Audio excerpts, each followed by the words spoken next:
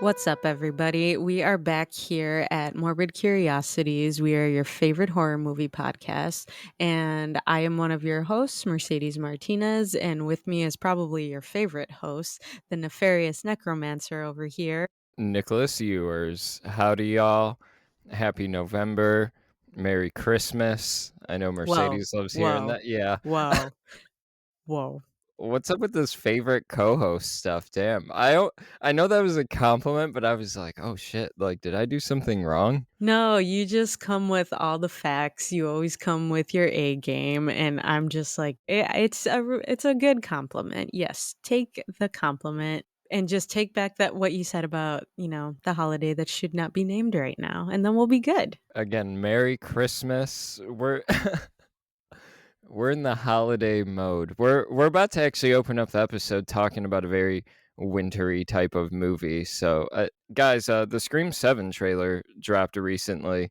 It's a very, Christmassy type of movie. They usually drop in the winter. Mercedes, you got to watch the Scream trailer, right? I did. I watched it the other day. I rewatched it right now, and I'm curious to hear what you have to say about that. Kevin Williamson, longtime writer, hasn't been in the franchise for a while. They brought him back after firing one of the leads and another lead quitting, and then the radio silence guy's leaving. Yeah, so he's back writing and directing this time. I kind of mentioned on our Scream 5 or Scream 6 episode that sounds like a bad idea. It's usually not a good sign. And I don't know how you feel about it. I still am kind of that mindset. I don't think this trailer looks good, man. I'm pretty worried for the movie. You're shaking your head. What are you thinking? I am very disappointed seeing this trailer, and it kind of pained me to have to watch it again right now. Yeah, I saw it whenever it was uploaded online. I was like, okay, let me watch it. And I'm looking at it like, damn, this is such a fucking letdown. You can literally feel the shift from how Scream 5 and 6 were compared to this. And now they're bringing back Nev Campbell, which of course a lot of people will probably love. Like, I know a lot of people are excited for that, but at the same time, everyone is more so like mourning the losses of the other two actors or actresses, I should say. So this doesn't look like it has a good storyline. It looks like they're trying to put in like some creative kill scenes. I feel like they're copying the movie Halloween Ends with the stair sequence like in the Mm. beginning where that kid just like breaks his neck, which is hilarious. I was getting Halloween vibes overall. There's a shot of the daughter, Nev Campbell's daughter. Spoilers for the trailer of Scream 7, I guess. But Oops. yeah, there are shots of Nev Campbell and her daughter with her three friends. I was like, that feels very Halloween. It seems like they're trying to do like a Halloween 2018 Mhm. type of version of Scream. And it, oh man, it just looks so bad and bland. Very. Yeah. Yeah, I don't know how it's going to turn out.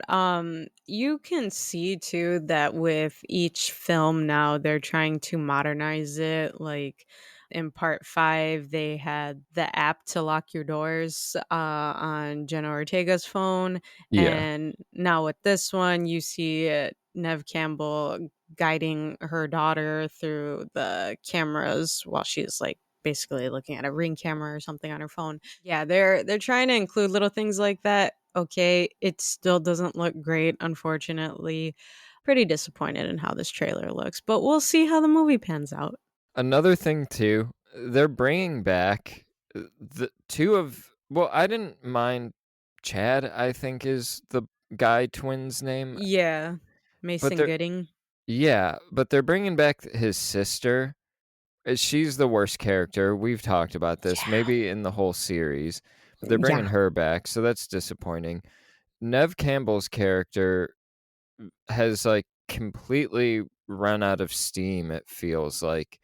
I don't know. It just seems like there's blood in the water already for this one, and we'll probably be covering it, but it seems like this franchise has ran out of steam. And I say that as a several months long fan of the series. Yeah, like, we all have our favorites with the Scream films. I was watching a couple of them the other day, and it was just, like, reminding me, like, "Damn, we were in the Scream universe for however long it took us to cover those." Like 6 years, I think it took us to watch all of those movies.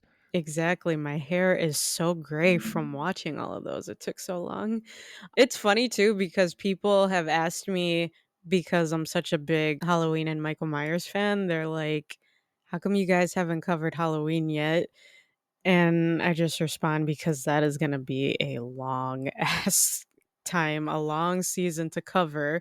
Yeah, even with the other franchises we've done, like, the longest one we've done was what, Child's Play? Yeah, probably. Yeah, so being able to see how this one, Scream 7 is coming out, it's just they shoulda just dropped the whole idea of Scream 7. After everything panned out the way it did, it's like, "Okay, you know what? At this point, let's just not continue forward with it, because I really don't think they're gonna be able to salvage anything with the storyline that they're coming up with." So, I don't know, but yeah, we'll cover everything once it comes out.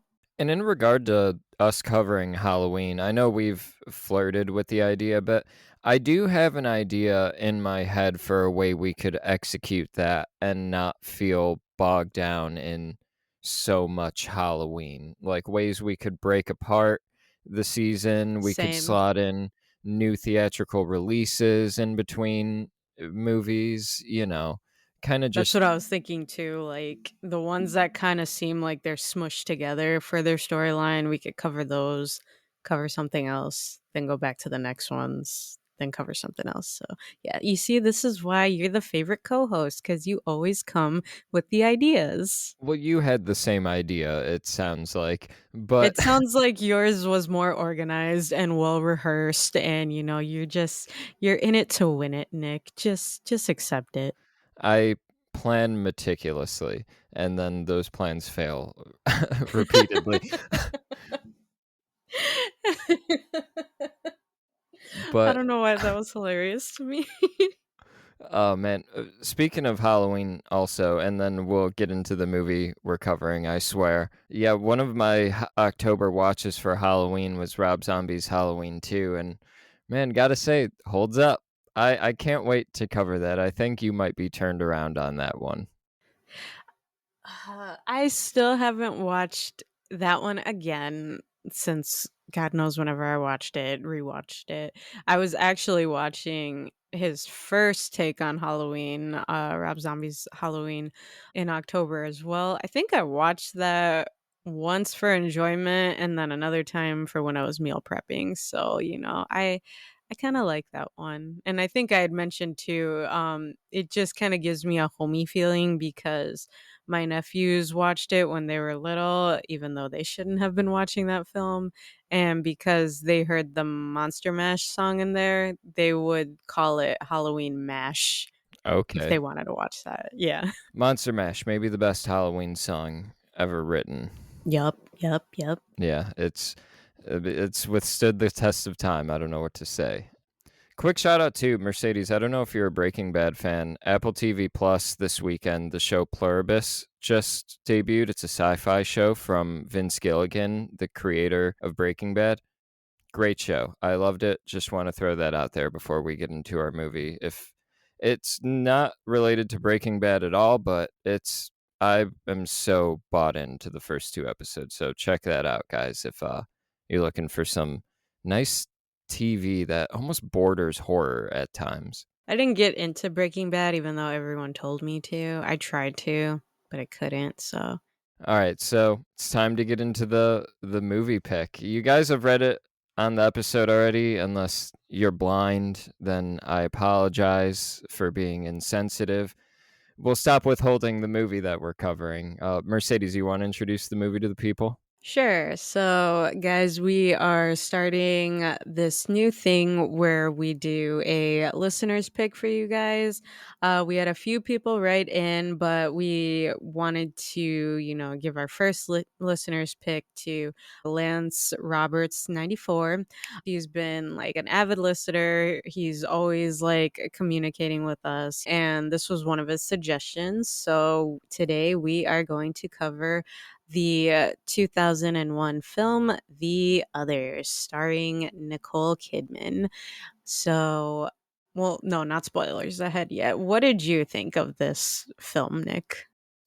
This is a movie I've tried to watch on several occasions, and it could never really click with me. It's a really slow type of movie. My girlfriend and I actually tried to watch it pretty early on into our relationship, and I think like 20 minutes in, I was like, "Do you want to change this? I think it might be kind of artsy fartsy." It's on the Criterion Collection, and if you know what that is, it should tell you a lot about the movie. They don't put a lot of horror on that, and if they do, it's not typically jump scare horror or something that is really super pulse pounding, and I don't mean that as a slight. They've got a lot of great horror on there, but it's not your Blumhouse horror or your A24 horror, something along those lines. They usually have a slower pacing and some higher concept to them, or they're touching on something that other mainstream horror isn't touching on.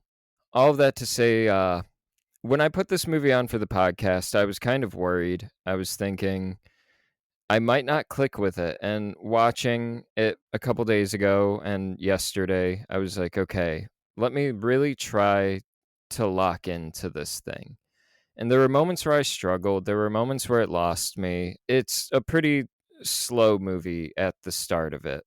As the movie gets going, there are moments that really captured me, moments that I really got drawn into, and then other moments of dialogue where I was like, this is kind of a slog. Then in the final act, things start to ramp up, and where we land is a place that I found very satisfying. It has kind of stuck with me. I could see myself rewatching this movie and getting more out of it. I've been thinking about it a little bit, not a crazy amount, but the ending I would say justifies watching it. And if you enjoy this type of pacing, this type of old school, almost 30s, 40s, 50s horror type of pacing, then you'll really click with this. This movie's doing interesting things, and I thought it was beautifully shot. I thought it was mostly well acted. It's just really beautiful to look at, I guess. I'm not saying that as a slight. It's not the most entertaining horror movie. It doesn't function as a horror movie a lot of the times, but I ultimately, because of the ending, enjoyed my experience with this. Yeah, I remember seeing the trailer whenever, like, 2001 when it came out, but I never watched it. And then I would see bits and pieces of it when it aired on TV, and the only thing I really remembered was, the part where Nicole Kidman sees her daughter under like a little veil, but it's not her daughter. So that was the main thing that I remembered. So once I put it on for the podcast, like you, I kind of had to, make sure I was in like I had time to really zone in on this film and not be distracted. And I feel like I'm one of the worst people to watch a movie with if it's not in a movie theater because I'm very fidgety. Like I'll get up and like if I'm eating something, I want to get up and clean that or throw it away or go grab something, or I just like move around a lot. So I try to at least have like something in my hands just to like mess with, but also to just like focus. And I was a little nervous watching this because I was thinking I wasn't going to be able to focus. The funny thing is, yeah, after like the first maybe 20 minutes or so of this film, I actually did lock in on it. And I was really getting into the story. But yeah, it's such a slow type of burn movie where it comes in later, where you start to get like the impact of the film. And I don't know, I think I was more involved with the first half of the film compared to how I was with the second half, just attention wise. I don't get it why, but yeah, the score in here is very haunting. It matches the setting. Like I love how it's foggy everywhere and the mansion that they pretty much live in is always dark. So, yeah, it's a beautiful movie to appreciate the scenery and the background in there, but yeah, very slow burn. Some parts they did capture my attention. I will say that. All right, so spoilers ahead for the others. We'll get right into it. Just to do a little bit of table setting, this movie takes place in 1945, post World War II, on some type of manor. I don't it's on like an island or like some type of channel island. I don't remember exactly where it was located. Um New Jersey Channel Islands, something along those lines. I could be getting the phrasing a little wrong, but it takes place on this manor and basically begins with Nicole Kidman and her two children. They are greeted one day by these three housekeepers. Nicole Kidman welcomes them into their house and is just like, "Okay, you're our new employee." Employers gives them the run of everything. We meet their kids. They're pale white. They have a condition to where if they're exposed to sunlight, they'll start to blister up very quickly. Their father is has been off at war and hasn't come back. They're awaiting his return. And basically, there's talk of some type of ghostly figures in the house. And then we get going from there. So, right off the bat, like, what did you think about all of this? Like, the setting, the foggy manner, like, visually, I thought it looked pretty cool. It's very muted, though, I would say. Random side note before I jump into that, just because you said the word visually, I really feel embarrassed because when we were covering Bring Her Back, I meant to say visually impaired and I kept saying visibly impaired when I was talking about the main actress in there. So when I was listening to our episode, I was just beating myself up for that. It was a little funny, but cringe. So sorry about that, guys. But yeah, so the intro, nice setting, just because, I like when things are more on the darker aesthetic. Everything is foggy, like the whole environment.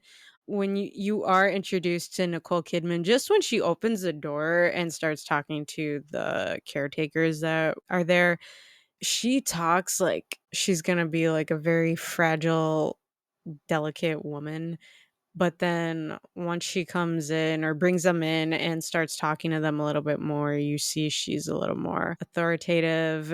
It even bothered me when she's like trying so hard to get like the younger one out of the three. It was Lydia. She was just like, "Oh, cat got your tongue" or something, like because she wasn't speaking. And Mrs. Bertha Mills was saying, "Oh, she's mute." Yeah, so you get, like, the whole setup, something's wrong with these kids, you need to keep the house, like, in a very strict, dark manner, and it just felt quite odd. It sets you up to just question, like, what the hell is going on? The kids, they're in this big old mansion, but they are typically confined to one general area or bedroom because they're photosensitive to light. Yeah, you just get, like, that, a little bit of a claustrophobic feeling because all the windows are closed and the blinds are closed and you only have a little bit of candlelight. It just gives you that unsettling, uncomfortable feeling. Yeah, I was just waiting for the other shoe to drop like, okay, well, what's going on here? She seems to have everything under control. She seems very set in her ways on religion. But you do see, like, little by little, they start to question her. And when they do, she gets easily frustrated by that. I don't know about you. I basically saw the twist of this movie coming from a mile away. I didn't know exactly what was gonna happen, and so we're in the spoiler section. I feel like the movie would kinda be more interesting to talk about in like, if we acknowledge the twist and we're able to kind of dissect the movie in the shadow of the twist. So if you're cool with it, you nodded your head, it seems like you are, if I just throw out what it is.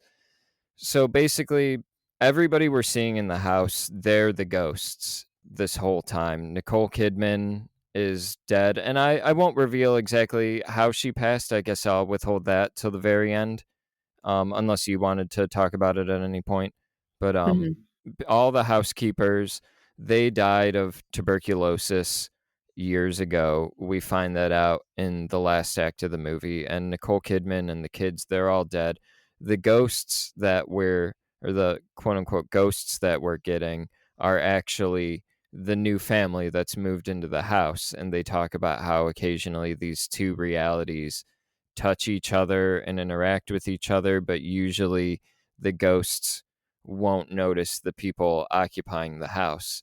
And I kind of thought that was a pretty interesting spin on a ghost story. It does make me want to go through and rewatch everything. But yeah, the kids and their skin condition, even though that didn't have anything to do with them being ghosts, I was like, these kids, they feel like they're dead. Everybody in this house feels like they're dead right now. And I wasn't trying to get ahead of the movie, but I kind of got there pretty quickly. Yeah, I feel like everyone who watched this film could pinpoint what was going on and, the twist with it. Of course, I couldn't. I just assumed that the children were dead. I didn't think everyone was dead. So the fact that they all were, that was a nice little spin that I did not expect. But yeah, looking at the kids, you're like, damn, these kids look like little fucking vampires when they come out. They have very like pale porcelain looking skin, and it was bothering me so much because I thought the one who played the son Nicholas, James Bentley, Yeah. Uh, I actually thought that was the guy, Rowan Campbell from Halloween Ends, just because they have a lot of similar facial features. I'm like, "Nah, that can't be him, that can't be him," and I made sure to look it up. That was one of the things that did distract me in the film, now but these kids never really acted again after this movie. They only have 2 to 3 credits respectively. yeah, I saw that because I was wondering, did they go on and pursue more acting, like, roles after this?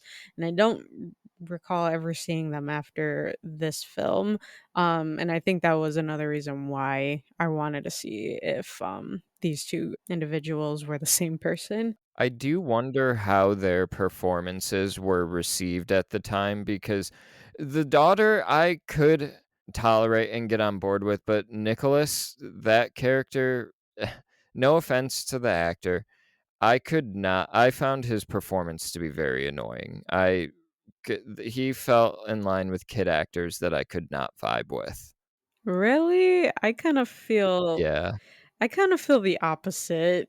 I don't know why. Maybe it's just because when I see children, especially little girls who are like super sassy and you could see they have an attitude, it's just like, "Oh, just shut the fuck up." But she But was right, or close to she being was. right the whole time. She was the only one who's like, "I kinda see what's happening here," and Mhm. Nicole Kidman was frankly, like, frustrating me throughout the movie because she's screaming at the help the whole time, and I'm like, "Listen to your Mhm. daughter." I mean, and she's, like, borderline abusive towards her daughter. I was kind of riding not borderline, I mean, she's straight up abusive at one point towards her daughter. Mhm. So I was on her side actually throughout, like, a good chunk of the movie. I mean, as much as the character of, the daughter bothered me, what is the daughter's name again? It's, Anne. As much as her character bothered me, after a certain point, I was sympathizing with her more because even when, she's trying to tell Nicole Kidman, like, what's going on, the ghost she's seen, and how Kidman gets, like, angry at her because she keeps bringing up, like, little ghost stories, essentially. And her punishment is to just stand on the stairs or sit on the stairs and read from the Bible. All of a sudden, Nicole Kidman is, like, hearing these, I forgot how the scene played out. She, like, heard some noises, and when she was trying to, like, have Anne tell her, like, what she sees or what she knows about them, Anne was like, "I can't tell you because I told the truth once and I got punished for it, so now I don't know what to say." And I actually felt so bad for her because it's like, damn, that is, like, such a confusing moment for this kid because she is, like, being told constantly by her mom to tell the truth, not to lie, or else you're gonna go to, like, a kid limbo, essentially, when you die. And when she tells the truth, her mom gets mad, so she's like, "Well, what the fuck am I supposed to do at this point?" So, yeah, she does have some redeeming qualities for me, but I don't know, I think, Nicholas's character, he's just cute, he's confused, and he's the Oh, younger out man. of the 2, so normally I can favor with the younger boy compared to the younger girl. No, man. There's a scene where the little girl sees the gravestone that reads like Bertha Mills, and she's like, "Nicholas, they're all dead." And he's like, "I don't believe you. You play tricks on me too much." And it's like, "Oh my god, kid." And she's like, "They're coming for you. They're dead." And he's like just standing there. And I'm like, "You know what? Let him die. Let the ghosts get him. That's fine. You're He's y dead are you weight." are you are you the middle child, or I'm the you middle have child, yeah. yeah, and that's why, because you have a younger sibling. The younger sibling perceives things differently than the middle or the oldest, and, I mean, quite frankly, the girl was, and probably wasn't trying to scare Nicholas the whole time because she was seeing a boy named Victor, and he's thinking, "Okay, she's just trying to scare me." But, yeah, when you're just, like, tricked time and time again from your older siblings, like, after a certain point, you just don't wanna believe them. But we, the audience, we see that that hand isn't Anne's hand. We see that there is some type of what we think is a ghostly apparition at the time. It's now we realize it's a human boy that they've managed to communicate with, who they're I think I get the impression that Nicholas is sleeping in Victor's bed or something like along those lines. But Probably. I think what makes it more frustrating is to the audience, you're clued in pretty early on that something is happening, and you're like, "Kid, get on the same page." You're like, "You're just here existing, not paying mind to anything happening around you, just confused constantly. You're not cut out for this world, this ghost world that you've found yourself in." Well, look at it from his perspective. Their mother has literally sheltered them from direct sunlight, from the outside world. They don't know any better, but obviously, the oldest, Anne, her mind is developing a lot quicker.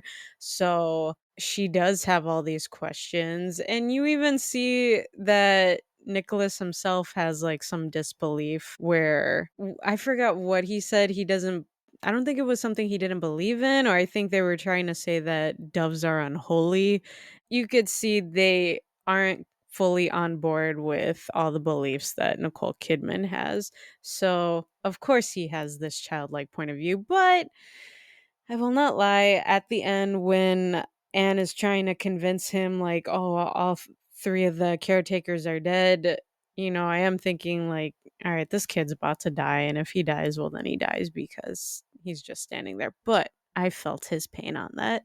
Related to those headstones, I found it pretty funny the moment where Nicole Kidman walks out and she's like, "I was told there was a grave here. or, on the property, and they're like, "I don't know anything about a grave," and then the one dude just picks up a pile of leaves and covers up a grave when she walks away. I'm like, "Okay, like, that's kind of funny." I don't know if it was meant to be funny, but, I like you guys didn't notice these graves in your front yard?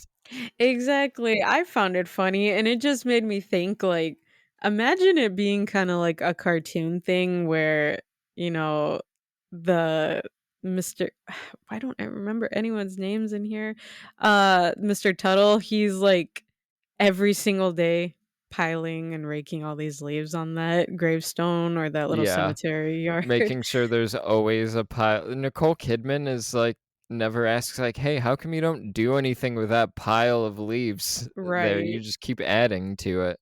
That alone was just honestly very I'd say Nicole Kidman being oblivious in here. Her name is Grace. She doesn't even question them, like, when they walk into the house, she's just like, "You must be here to work," and doesn't even realize that the ad that she sent out to the paper to hire these people never got sent out. So from the top, she's kind of totally oblivious to what's happening around her. And I don't know if that's necessarily a criticism of it. I think it might just be kind of saying how like we get lost in our own grief. She's grieving her husband who she doesn't know to be dead yet. She just knows him to be off at war. But I thought the execution was still pretty funny and amusing. Yeah, there's even a point where Bertha and Nicole Kidman, I should just keep calling her Grace, or I should, yeah, call her Grace. Just how about Tom Cruise's ex-wife? You could just call her that for the rest of the episode. Yeah, so Tom Cruise's ex-wife and Bertha, they're having a conversation and Bertha tells her death of a loved one can lead people to do the strangest things. And her saying that, that's a pretty powerful statement because it's true. We just witnessed it and bring her back when you have Sally Hawkins, is it? Please tell me that's her Yeah. name. Okay, Yeah. perfect. The Shape of Water herself. Yeah, so they have her, trying to do like some demonic voodoo hoodoo shit to bring her daughter back by sacrificing another young girl and really is convinced that it can work without consequence. Even here, you end up finding out that the caretakers are there to get Tom Cruise's wife or ex-wife to accept the fact that, they're all dead. So on the way there, Nicole Kidman has created this whole world where her kids are still alive. They can't be exposed to light. Like every single door needs to be locked. Like she still needs to be like that strict mother figure for them to fill in also for their dad not being there. And it's just a lot of crazy stuff that you see as she, like, eventually is, dealing with the fact that she did kill her 2 children. And one thing I love too is basically all of the husband stuff in this. Once he shows up, so I don't necessarily love a husband away at war or the husband is away and we're off screen hearing about the husband and waiting. I don't necessarily love that. Like the 2019 Little Women has a little bit of that. And then we get Bob Odenkirk, and I'm like, God, why were we withheld Bob Odenkirk? I'm so glad that he's here. And I forgot Christopher Eccleston was in this movie. I saw his name in the credits and it just slipped my mind as I was watching it. But when he popped up, I was like, oh, great. I fucking love seeing Christopher Eccleston. And immediately, because it's after the tombstone thing, the headstone thing that we had just mentioned, she leaves through the front gate and they mention that the fog won't let her go too far. So that's another thing where I was like, she must be dead. Why else would there be some weird myth thing? And then her husband appears through the fog and it reminds me of this movie Annihilation. He really doesn't know where he's at, kind of, or like how he got there. It seemed like he was just looking for Nicole Kidman almost in the fog. And immediately then too, I was like, he must be dead too. He must have died at war. And we get this moment of what ends up being these two ghosts having their goodbye together. And he's like, I've got to go back to the front line. So we are kind of led to believe that these ghosts cling to where they passed, basically. And I really jived with all of that stuff. It worked so hard for me. I don't know about you, and I think it might be the Christopher Eccleston of it all. I don't think her and Nicole Kidman had particularly great chemistry. I mean, it wasn't intended to be this big, like, spark of a moment. They do make love at a certain point, but I just liked the ideas that were happening in all of this. Yeah, when the caretaker says, the fog won't let her get far, or whatever line that was, I was thinking, okay, well, yeah, she's probably just going to get lost in there. But I knew something was wrong when her husband showed up, because how is it that after all of this time, as soon as she leaves the gates of her home, that's when her husband decides to reappear? Okay, something's up with that. Still didn't really catch on to it though. I also was figuring, okay, she might be dreaming.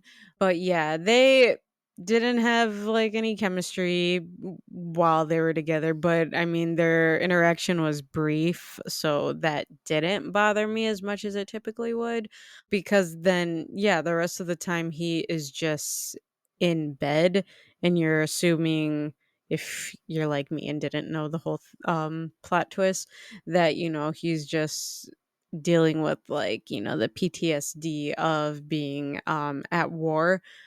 There's even a moment where he is sitting there, and it was after Nicole Kidman had, like, yelled. She did slap Anne or something, right? At the dinner table? Yeah, she has a couple of pretty aggressive moments with Anne. I mean, there's a point where she straight up like manhandles Anne too. Mhm. Yeah. So this point, like, you see she's so frustrated, so drained, and I mean, I wanna say rightfully so, because she has to take care of her 2 children on her own. She is homeschooling them, essentially. She's trying to, instill all of her beliefs into them while making sure they stay alive, because she's still under the impression that they have this condition towards the son. She's doing it all on her own as a single mother, and now that her husband is back, he's just, like, upstairs in the bedroom. So when she goes up there and is trying to just unwind, you see him, he's just sitting at the edge of the bed, and he said, "Anne told me everything about that day." So it's like, okay, now once you understand what the twist of the movie is, I'm wondering if, like, that was a moment where Anne told the dad, like, "Yeah, mommy's the one that killed us," or "This is what happened." And obviously Nicole Kidman wasn't at that point of closure yet, but maybe she was just grieving in different well, she is grieving in different stages, obviously. Yeah, that was just sad to watch, because then he's telling her, "Yeah, I'm not here to stay. I have to go back." And that heartbreak that she had to have felt, like, yeah, I felt it. Like, that was pretty tangible. That was a hard moment to watch. You had mentioned Anne maybe having told the dad. I don't know how much Anne knows at this point. I actually don't even know how much the dad knows about what happened. Everything is kind of discussed so vaguely that I don't know if he's just like, my family is dead. She must have done something to cause this. I don't know how much, how in the know Anne and Christopher Eccleston are. I don't know. I just took it as, like, maybe that was, like, her way of telling the dad, like, everything that happened. but at the same time too, yeah, since Nicole Kidman still doesn't know that she killed her 2 children, maybe Anne was just telling her just about, like, the altercations, her and her mom had together. I don't know, there's a lot to just kind of interpret on your own with this film. At least you get some closure from the dad's character. Now the kids got to see him, Grace got to see him, and they think he's alive, but then now he's gone. Yeah, and we do come to find out by the end of the movie, Mercedes has already alluded to it, that Nicole Kidman killed the kids and killed herself out of grief for the husband dying at war. I assume that's what had happened. They might have straight up said it too, but yeah, the husband died at war. Nicole Kidman ends up getting depressed, takes her kid's life, takes her own life, and she kind of says that after she shoots herself, she could hear her kids laughing in the other room, and she's like, "Oh, God gave me a second chance." So immediately when they're dying, they're entering into this ghostly form and not knowing what happened. But the characters kind of learn, and we as an audience are informed of of what's going on basically by after those helpers really are revealed to be ghosts, and they're coming after the kids, coming after Nicole Kidman's characters in what we think to be a threatening way. The kids end up getting quote unquote captured by the intruders. Nicole Kidman enters the room and we see a seance being performed. I was just like, oh shit, that's okay. I like how this is presenting the information, and then we get a POV change where it's basically the owners of the house kind of talking about their perspective. They talk about how when you had mentioned Anne becoming the old lady at one point, that was actually Anne possessing the medium who's here to help the family. So we're getting all of these reveals and really piecing together like Victor is this family's son and they intend to move out of the house. I thought this was all a great way to reveal all of this, and then the movie drastically slows down to for Nicole Kidman to really have her moment to explain what happened. But I loved all of the medium stuff. I don't know about you. Yeah, that part, that surprised me, but I thought it was a cool segue just to, bring everything together. Oh, okay. Everyone is dead here, including Nicole Kidman. They are legit doing a seance, and it's a successful one because you even see Nicole Kidman tearing up all the papers, and then they do like that little turnaround scene where it's just the papers being torn up on its own, and the family, they're seeing, shit, this is actually happening. I want to say maybe there could have been more added to that scene, but at the same time I think it had just enough of the, like, added fluff, added tension that it needed for this film. I kind of get what you're saying, but I don't know. I felt like it was pretty tasteful for what the movie was doing. I really liked how the daughter was yelling "mommy" and then the one dude was translating like "mommy," and he's just kind of repeating back everything that the kids are saying amongst themselves. And I was just like, okay, I was like recalling other ghost movies that I've watched where it's just random words are being said, and I was like, okay, this kind of makes sense. Like there's other shit happening in the room. The ghosts are interacting with themselves, maybe. I don't know. And we're picking up on what they're saying to themselves. They're maybe not clued in to the fact that they're being contacted, but these people are like, we've made contact with all of them. Yeah, I really bought into all of this. And another thing that I thought was cool was basically you find out that Nicole Kidman kills her 2 children by suffocating them with a pillow.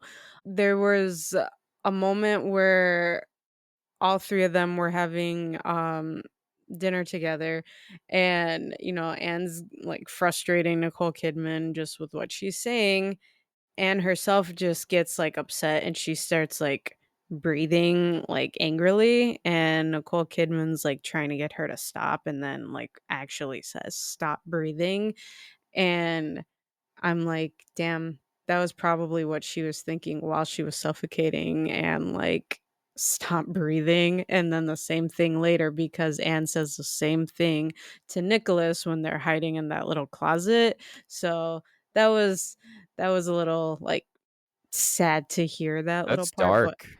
yeah, that's why I was like, "Damn, why did I have to think about that?" But honestly, that's just how I, understood that part. Yeah, I didn't even catch that, but yeah, that's a pretty dark thing to think about and, like, to say with all of this context provided. Yeah, this is a movie I do wanna go back and rewatch to kind of see if the breadcrumbs were laid out a little bit more than I realized. Like, I was trying to think about the curtains that were pulled down right before the climax of the movie. That must have been the actual family. Why did they pull the curtains down? What was their end game? All of these little things, the room where everything is covered up with basically a bunch of blankets and you hear it sounds like someone is in the room. What is happening in that? The scene at night where the piano is being played, I can assume, okay, someone was up late at night playing with the piano and they were having a fucked up ghost experience where someone kept opening the door and fucking with the piano. So I would like to go back and check this one out now that I have this added context. It just makes you think, like, of all the, incidences you have had personally where you kinda think, like, "How did this just happen?" But then you have to kind of just think, "Okay, well, some logical explanation is there, I just don't know what it is," and you move on. But here, yeah, being able to rewatch it, you could see, like, how both of those worlds are just meshing, and it does make you sad because it's like, "Damn, all these ghosts, they are stuck in this house now and have to try to find, like, their acceptance on the fact that they are dead." It's just a little sad too because you would think, like, well, maybe, well, no, not really, because I was gonna say you would think that the dad would get to stay with them, but at the same time, like, he did go just to kinda say his piece, like, "Yeah, I did die, I'm not coming back," and, that's where his soul is gonna be at the battlefield where he died. So, it is depressing to think about, like, if they didn't have the best well, that sounded so bad. If they didn't have a peaceful death, then, they're stuck in their own form of, limbo, so to speak. Yeah, and I didn't particularly love the limbo concept. I'm like, okay, what is limbo? Inception Yeah. says it's unconstructed dream space. That's what I'm thinking the whole time now. I hear them mentioning limbo. I'm like, unconstructed dream space. That's where they're at right now. But no, I was like, just make it. I mean, you're already leaning into the Christ thing. I don't know what part of Christianity has a limbo as a part of the belief system. Make it, I mean, is that a substitute for purgatory? Is that what they're trying to say? Make it purgatory, make it heaven, make it hell. Limbo doesn't strike me as a biblical term typically. It feels like almost sci-fi kind of. It feels like that game, Limbo, that black and white game with that little boy. I Have you thought played that? no, at first I thought you were talking, isn't Limbo where you have the bar and you gotta go under it? Is that Limbo? Well, that's also Limbo, yes. That's Limbo? Um Okay. Oh god, I used to have a game Chicken Limbo, and there was a chicken at the center of the bar, and you can adjust everything, but it played the most obnoxious song, and if you hit the chicken, he just started, like, bacawing the whole time and being even more obnoxious. I don't know why the hell I had that game or who gave me that, but anyway, no, Limbo, it was on, like, It was a downloadable game. It's all black and white, and you see this little boy, he's just trying to like make his way through Limbo, and all these like traps and creatures can kill him. Like he's been split in half. He's able to fall on like a tree stump and die, and you only see his silhouette and like a little hole for his eyeball, and everything else is just like shadows. So it's eerie. I'm surprised you haven't heard of that. What did you play this on? Yeah, I've never heard of it. I think it was a PS4. Like I was able to just download it off of there, or I don't remember, but yeah, a few people know about it. You gotta look it up. It's worth looking up. I'm sure there will be a 6-season TV adaptation done by Netflix or Amazon eventually, or 7 movies and a whole cinematic universe created on it, so I won't even need to play the game. I could just watch it. Yeah, probably.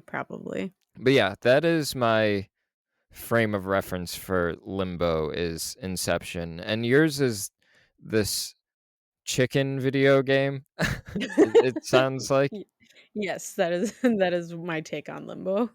Yeah, so I didn't love that that was the term being thrown around in this movie that takes place in, like, 1945. I don't know, that doesn't, again, like I said, strike me as a biblical term. Yeah, you go to limbo. Like limbo's where all the children go if they lie.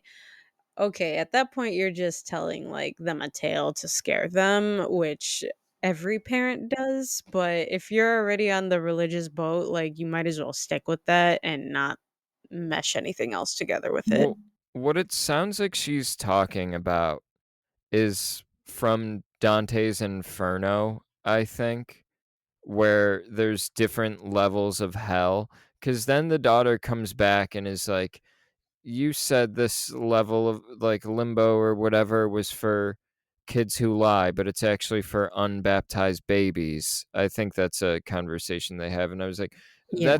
that's out of Dante's Inferno," and I think, yeah, that is, like, the first one of, like, the first, like, level of hell is unbaptized babies, so but yeah, the terminology seems kind of, mixed a little bit.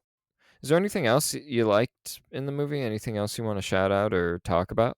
Mainly just the aesthetic of the film. Like I Again, it was a little hard to watch because you get that kind of claustrophobic feeling just being in each room, and, Grace makes it a point that all the doors need to be closed and locked before another one is open, even though you can clearly see that she doesn't do that herself when she's in a state of panic worrying about her kids. I noticed that too. I didn't know if that was a lack of awareness from a filmmaking perspective. Like, did you guys not catch that these are the rules you set up and you didn't make sure that door got closed in that shot? Or are you really trying to show that she is flippant with her own rules? But they don't always do something with that. Like, there's a moment I noticed she leaves a room and she leaves the door wide open. And I thought that seems more like a filmmaking error than an intentional thing that's going to affect the plot in any way. And I don't think that door being left open has any bearing on anything. I took that as that was her just slowly losing it, essentially, because she even argues with the caretaker that, her or Lydia must have left one of the doors open, and she was like, "Well, are you implying that I did this? Of course I wouldn't do this." But you see at one point she thinks like one of the kids are crying, and she tries to, open a door, but then remembers, "Oh yeah, I forgot to close this other one." So she does go back, but then little by little when she enters a room, she doesn't close the door. So I figured that was just like done because she was slowly forgetting about doing that. But if it doesn't have any effect on the plot, it doesn't seem, unless they're trying to show that the leaving the doors open thing doesn't really mean anything. There are times when she does it and it doesn't, like, they don't call attention to it. There's nothing that comes from her leaving the door open at times. It doesn't feel like the movie's trying to say anything about it in those moments. Yeah, it was strange, because you could see well, to me, since I couldn't figure out the ending, I was just thinking, well, clearly these kids can survive in larger rooms or with the doors open or in hallways with like some light illuminating the area. So yeah, at that point, it just wasn't making sense to me. So then once the blinds were all removed, you would think by the time Nicole Kidman got to the kids' room, because she was outside, if it were true that their condition was still active in their bodies, they would have already had blisters on their skin already, but they didn't. So something was wrong at that point. And it's because they're dead already. Ooh. Ooh. I do want to shout out, you had mentioned how this movie looks aesthetically. It was directed by Alejandro Amenabar. I think that's how you pronounce it. I could have it a little wrong. This is the only movie I've seen from him. I can't speak to his directing style, but a lot of the camera work I found to be pretty elegant.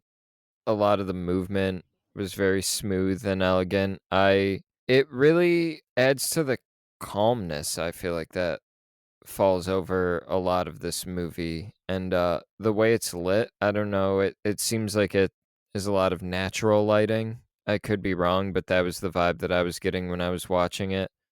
All of it, I think, adds to or I think all of it is enhanced by Nicole Kidman's performance. I think she's just doing a lot of nice subtle work here. It's very theater actor. I could see myself watching her perform this on stage. It feels like she slipped right into the role, and I thought she was great. Very well suited, very good casting for what this movie was trying to do. She felt very of the time and of the world, and very ghostly. Yeah, I thought she was very well casted for this role because, again, whenever the situation or the scene called for her to seem very delicate, I don't want to say mousy like, but, fragile. She's like a porcelain doll that will shatter if it falls over. Yeah, but then she does have her moments where she's like in her mama bear mode where she fucking has a shotgun where she's walking around the house trying to figure out who's playing the piano and, yelling at the caretakers when she thinks they have done something wrong or done something that she doesn't approve of. Yeah, but just like her clothing, her makeup, her hair, just her in general, that alone interested in the film, just seeing how her character was. She's not like great with everything that she tries to, get her kids to believe and how she talks and treats other people, but just her appearance of her character, I thoroughly enjoyed. Yeah, anything else from the movie that stood out to you? Any other performances? Any other scenes you wanna shout out?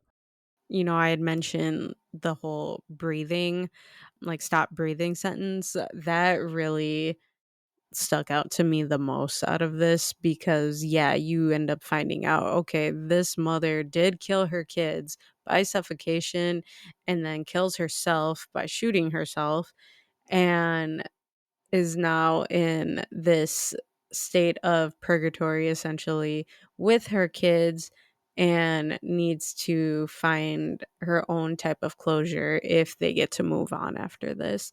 It's unsettling to think about because, yeah, people have said, when you die, where does your soul go? Or they've asked that. So it ends up like opening that window of, okay, let's start thinking about this. We don't have to talk about that here, but that's where like your mind does go after this. Yeah, and ultimately, these 2 separate, like, ghost families, these housekeepers who passed of tuberculosis, who now occupy the house, and Nicole Kidman and her kids are basically, we have to get along in this afterlife. We share this house. This is where we reside. I don't really know where heaven and hell is in all of this. Maybe, I don't know. You think if they were liars and sinners, they would go to hell, but they're stuck in this limbo, haunting the house, and they basically have to coexist together, and they have to also find a way to exist with the living, and they'll occasionally be interacting with them. But it ends on a pretty somber note. Nicole Kidman gets a really lovely moment with her children, and the family moves out, and we're on our way. I quite enjoyed where it wrapped up. I liked where it landed. Good movie. I have it on the Criterion Collection, but I didn't get to watch it. I wanted to be able to do some kind of deep dive into that, but I didn't get a chance to. Maybe I will in the future. This movie feels worth owning. I'm glad I bought it. Glad we got to watch it for the podcast. It feels good to finally check this off the list. It feels like essential, not just horror viewing, but essential film fan viewing. This movie seems pretty important to a lot of people, and it was very important to Nicole Kidman's career. And yeah, I'm glad I got to experience this for the podcast. That's where I'm at with this one. Yeah, thanks again to Lance Roberts for again just being an OG with us and suggesting our first ever listeners pick. And whenever we decide to do another one, that spot is up for grabs for anyone else who wants to write in and give us suggestions on what we should cover next. Speaking of covering next week, guys, we kind of stumbled. We found ourselves in an accidental mini series thanks to Frankenstein coming out and Lance picking the others as our movie to cover. He also picked Darkness Falls too. He suggested that one, so we'll probably eventually cover that one too. But the others was really the sweet one that kind of stood out. It seemed like a good opportunity to talk about that one. But we've stumbled into a gothic horror season, and we're gonna round out this short season next week with Robert Eggers' The Witch. It's gonna be a fun one. And Mercedes, are you cool if I just announce what the next season we got coming up is after that? So people have time to prepare and track these movies down? Yeah, go for it. After the Vivitch, tell us what we have coming up. We're going to be covering the Rec movies. Bracket, REC, close bracket. Our first, I think, international film. Our first, I mean, I don't know if every movie we've covered has been produced in America, like Bring Her Back wasn't, but it's our first non-English speaking film, I want to say. Our first foreign language film. So, I'm pretty excited about this. It's We're diving into some more zombie adjacent type of territory. I've seen the first one already, and I think I might have seen the second one. I've seen Quarantine as well. I don't know where this series goes, but I think this is going to be fucking bug nuts, and I'm kind of happy that this is how we're going to be spending our November, basically, is covering these wild ass Spanish films. Yeah, I'm really excited to revisit this because I have only seen the first Rec film and Quarantine. And I didn't even watch Quarantine when it came out. I didn't know about Rec at all either. I think my mom was watching it and then I walked in her room like, "What the hell are you watching?" So, yeah, I haven't watched this in years. I'm anxious to watch it because I know it's gonna fucking freak me out, and yeah, I'm excited to watch this film. I'll just save it because I don't wanna jump too much into it even though I haven't watched it in a while. Yeah, it's gonna be a good ride, guys. Make sure you tune in on that. So next week, like I said, we've got Robert Eggers' The Witch. And if you're looking to watch the Rec movies, actually, this is kind of cool. The first one is streaming on the Criterion channel. So just like this was a part of the collection, this one in a couple of weeks, Rec is a part of the channel. It's also free to watch on Tubi, and then Rec 2 also on Tubi, Rec 3 also on Tubi, and Rec 4 also on Tubi. So it sounds like Tubi is going to be the place to go for the next couple of weeks. Maybe The Witch is on Tubi too. I don't know. Fuck it. Go check, Right. guys. Yeah, it's free. So thank God for Tubi. See, this is why Nick is the favorite because he comes with his A game. He comes with the hookups on where to stream these films with us. He is Morbid Curiosities. So, everyone, just give a round of applause for Nick. Hopefully, you are, and I'm not the only one clapping here. We're morbid curiosity. I mean, it takes a lot to put this together, and you're here every week talking about these movies with me. So it just, I should get in the habit of saying where these movies are streaming more. I did that for like one These Guys Got Juice episode when we did like a top 10 list, and I said where every movie was streaming, and I was not so on point that episode, but I like kind of got there, but I've never been that on point again. But I'll try if the movies seem obscure enough. Yeah, we definitely can make that a point just to help out our listeners too. So, yeah, see, coming in with more feedback. So, thank you, Nick. Thank you. I'm excited to be here with you and excited to watch The Vivitch. Hell yeah, it's gonna be a great one. I've seen the Vitch, like 10 times maybe. I've seen it a lot. So this is gonna be a fun one.